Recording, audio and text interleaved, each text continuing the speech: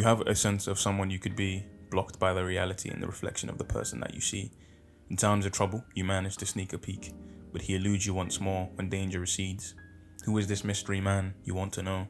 Like a seed planted in the ground to great heights you want to grow. His growth is taxing, it feels painfully slow, but in the ring your tower you must not throw. If you fail to plant, this growth will not show. It is impossible to harvest what you do not sow. But you're stuck, you don't know where to go. You feel like your new heights have sunk to a new low. Alas, there's something that lies beyond the plateau, an abundant stream of progress ready to overflow. So get your oars ready, prepare to row, row, row, gently down the stream towards this mystery man you've been begging to know. You reach his abode, and upon you he bestows a gift of thanks, then into the darkness he goes. You stare at your reflection again in the abundance above which you float. That man who was once a mystery is now the man you know.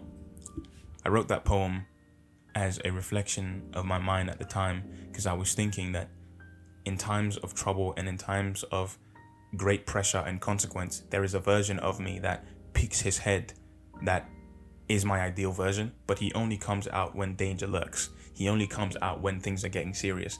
He doesn't stay, or he's not present when things are, good and it needs to stay that way. He only shows up when things get very bad.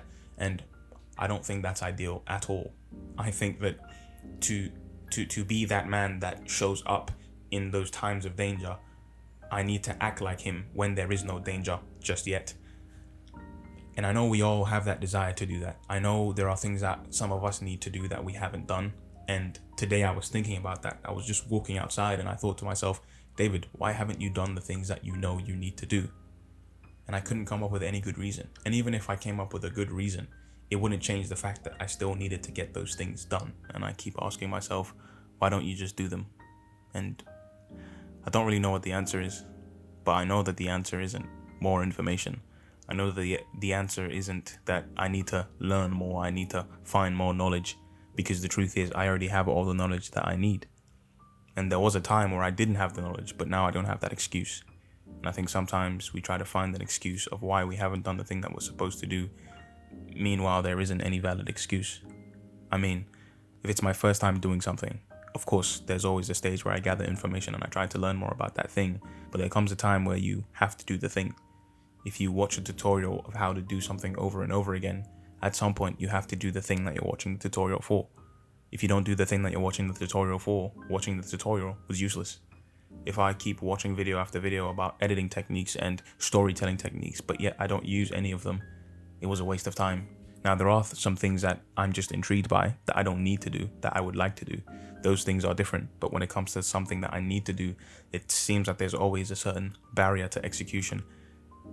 And for me, that barrier hasn't been the lack of knowledge. That barrier hasn't been the lack of desire. In fact, I think the barrier has been the lack of urgency, or the lack of a sense of urgency attached to doing that thing.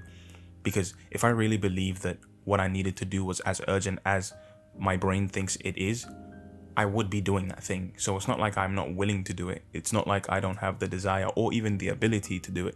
And it's not that I lack the knowledge or information to do it. It's simply that the urgency that I'm attaching to that thing is basically null. It's non-existent. Because, and let me actually rephrase, but sometimes we know that it's very urgent, but I think we get away with not doing it for a long period of time. Like, think about this. How many assignments have you kind of put off to the last minute and still gotten done in the last minute, but then aced the assignment? I know I've had multiple assignments like that, especially this quarter. I would have a paper that I need to write and I'll wait like 2 or 3 days before the paper is due, and then I'll start doing research and then I'll get it done in like 3 hours. And it always frustrates me because I know that if I'm capable of doing it within that short period of time, if I had done it earlier, it wouldn't be on my mind and it would clear up that time for something else. And I realized that everything that we need to do that we haven't done, it doesn't just disappear. It's always in the back of your mind and it weighs down on you.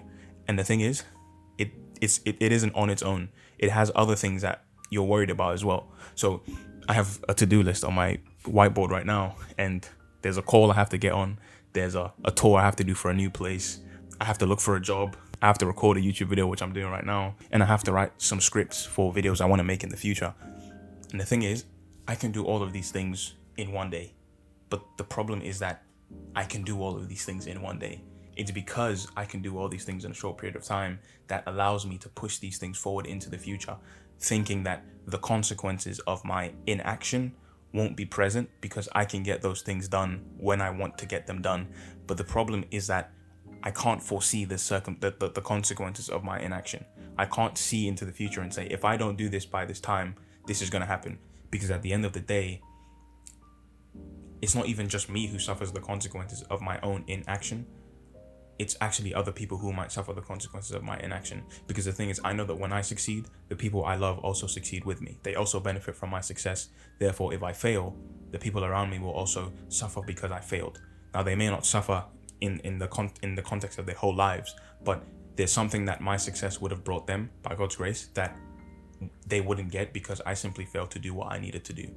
And I don't think that's the fate I want for me or the people that I love, especially if it's something that has no deadline. For instance, me making YouTube videos. No one is going to come ask me, David, why haven't you made this video? Because it's all like I have people that might keep me accountable, but they can't force me to do the thing that I know I need to do. If I set a standard for myself and I know I need to kind of go through with that standard, my friends can check me on it, but they can't make me do it. They can't do it for me either. And one thing I realized about finally getting started on the thing you need to do is that you build momentum once you get going. And that momentum isn't necessarily from you thinking it's easy, but it's you being able to gauge the difficulty or the level of difficulty of the thing that you're doing. If you have an assignment that's due in a week, so let's say this assignment is due next week, Wednesday, right?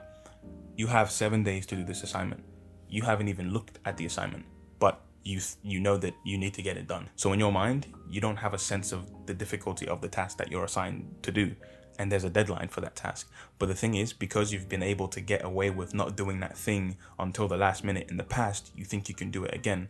And what I've realized with that is most of the time, when you keep going with that mentality, it will inevitably end up with you being stressed at that last minute. So whilst previously, if you had gotten started earlier, you would have been able to tackle the task with a clear mind. Now you're kind of missing details, you're skipping steps, you're still able to do the work, you're still able to get it done, but you don't do it with as much finesse, or you don't do it with as much confidence as you would have done in the past, simply because you didn't get it started earlier. So let's say I have a certain idea for something, right? Now in my head, it's already perfectly executed in my mind. The vision is there. I just have to execute it. Now I have no understanding of the level of difficulty that this task has because I haven't started it. But the thing is, once I start it, I can gauge the level of difficulty and say, oh, this is hard to do. This is easy to do. This is moderate. It matches my level of, or the level of my ability to get this thing done. Therefore, it'll take this amount of time. And I've realized that even doing this, setting up the camera and just recording, is something that builds momentum. Because once you start doing the thing that you've been putting off for so long, you find that, oh, this is harder than I thought, or this is easier than I thought. And it helps you along in whatever it is that you're doing. But the problem is, getting there is the hard part. And I don't know. And I know we don't want to be lazy. I know we don't want to not do the thing that we're supposed to do, but there's always something getting in the way. What is that thing? And there are times where I'll have this burst of motivation to do something, and it only happens when I'm outside or away from that thing. So the moment I return back to that thing or where that thing is, I seem to have lost that motivation to do it. Every time I step outside of my room, I get these insane ideas and I have this burst of motivation to just execute. And then I go into the gym, I push myself very hard. And then when I come back to this room and then I eat and I feel comfortable, that's when it's like, okay, now you can relax. Now you get complacent because you have good ideas, because you know, or you have a vision of what you can do. Now you've gauged the difficulty of the task, so you don't have to finish it today. You can finish it tomorrow. And it applies to everything. Like everything we have to do has some level of difficulty and has a deadline, whether that deadline is internal or external, whether it's given by ourselves or someone else, there's always a deadline. It's just that I think we take external deadlines more seriously if there is a consequence imposed upon us because we don't meet that deadline set by someone else. We take it more seriously. But when it's a deadline set by ourselves, maybe because we don't respect ourselves, maybe because we don't love ourselves, so we choose to just ignore that deadline because, oh, I wouldn't punish myself if I didn't do the thing that I told myself I was going to do. So at the end of the day, we start to lose trust with ourselves. If I thought of myself as an external entity, as someone else, I don't know if I would trust me. I don't know. I would have grace for me for sure. I would be understanding, but I don't know if I would trust myself with something important and timely. Like if I needed something done by tomorrow, I would probably know that I could do it. Like if I was someone else, oh, he can do it, but I wouldn't trust myself to actually get it done because I would come up with some sort of excuse, a valid one, to say that, oh, I couldn't get it done. But the thing is, it doesn't matter if the excuse is valid or not. I still needed to get that thing done. I still needed that thing by a certain time. I needed it by tomorrow.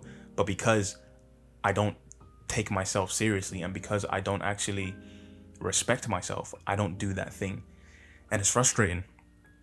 I'm not crying, by the way. I'm just there's something in my eye. But no, genuinely, there was something in my eye. And it's frustrating because you want to do better. You want to succeed in the thing that you're doing, and you genuinely have the desire and to some degree the willingness to do it. It's just that there's a lack of urgency, right? And I want to share something with you. Then, as I looked and thought about it, I learned this lesson: a little extra sleep, a little more slumber, a little folding of the hands to rest. Then poverty will pounce on you like a bandit. Scarcity will attack you like an armed robber. Proverbs chapter 24, verse 32 to 34. Tell me that doesn't sound exactly like what we do, where we have something to do, but it's like, I'll do it tomorrow. I'll do it another time. I'll just rest for a bit and then get it done. Or there's something that always comes up and gets in the way. Now, I don't want to keep belaboring the point and say, oh, just start. But with myself, I know I've made a video about just starting. I've watched tons and tons of videos about just starting. But the more I do that, the more I widen the gap between me actually doing the thing and just learning about the thing. The more I learn about the thing, the more I'm advancing in knowledge in my head, but I'm not advancing practically. I would compare the continuous gathering of knowledge without action or application to reading a maths textbook. It doesn't make any sense. If you saw me in the corner of a room reading a maths textbook without actually starting to write stuff down or do any calculations, you would look at me like I was an idiot. You would be like, what is he doing? You would look at me like I was insane, right? And I think that's what we do with our actions, is that we say we want to do something. We have the desire to do something. We might even have some level of willingness to do that thing, but there's a lack of urgency. We don't think the thing is urgent enough to be done in this exact moment. And after reading that verse, you can tell that, you rest here a little bit, then, you fold your arms here a little bit. Eventually, poverty or scarcity will pounce on you like a bandit. It will come out of nowhere. It will feel like a surprise. But the thing is, we know that what we're doing is likely going to lead us down that path. And I'm speaking to people who have great ambitions, right? You have this grandiose vision in your mind of something that you want to do, but sadly, you're not actually doing it. And you know what you're capable of. You know you have potential. And I think that also plays into it, is that you know you have potential. You know you're capable of doing it, but you're just not doing it. And that's what hurts. And the moment you realize that, you still keep moving on, the easier it is for you to ignore that conviction of doing the thing that you need to do. The less likely you are to actually get that thing done, unless some sort of external force acts upon you and makes you do the thing that you know you need to do. For instance, one day, let's say the thing that you thought you could do, that you saved till the last minute, you couldn't actually end up finishing it. In that moment, you would have a wake-up call. And depending on how dire the consequence of that thing was, it would wake you up very quickly. You would be like, okay, I need to change. And I think for some of us, the problem is that complacency, is that when you're actually able to get the thing done, even after experiencing that consequence, you're like, oh, thank you, God. God was on my side. It's by the grace of God. And it's true. It's by the grace of God that you were able to, get past that tough time or be able to handle that consequence. But it doesn't mean that we should do that thing again. There are so many things that I keep telling myself, David, why didn't you just do it when you had the chance? Okay, now it's too late to worry about that. Let's just do it now. Okay, we get it done now. 3 months later, there's something I needed to do 3 months ago that I still haven't done. But because I was able to get past this hurdle, I think I can get past this other hurdle again. So if there's anything you take from this video, it's that you shouldn't underestimate what starting can do for you. It's that when you just take that first step to actually do the thing that you're trying to do, you will find that it becomes easier to keep doing that thing. If you allow the imaginary hurdle of doing the thing to stop you from doing the thing, you will never do the thing. And I think we both know that. It's not because you lack the knowledge. It's not because you lack the ability. It's not because you lack the willingness. It's simply because you lack the urgency to do that thing. And maybe it's a completely different reason for you, but you know it's not a lack of knowledge. You know it's not the fact that, oh, I just need to do more research. You don't need any more research. You don't need a course. You don't need anything. You just need to start doing the thing. I'm just some random guy on the internet, but from me to you, I genuinely hope that you start doing the things that you need to do, because you cannot foresee the consequences of your inaction, and they may be much more dire than you can possibly handle. I really want to start doing the things that I need to do, and I pray to God that I'm able to do those things now, even though I've wasted so much time. I want to be able to do those things now and get them done. And I pray that God sees my effort and your effort if you're watching this video and feeling the same way. And yeah, I pray that we're able to do the things that we need to do. So thank you for watching. As always, Godspeed. What's happening? I don't know if it stopped or not, but okay.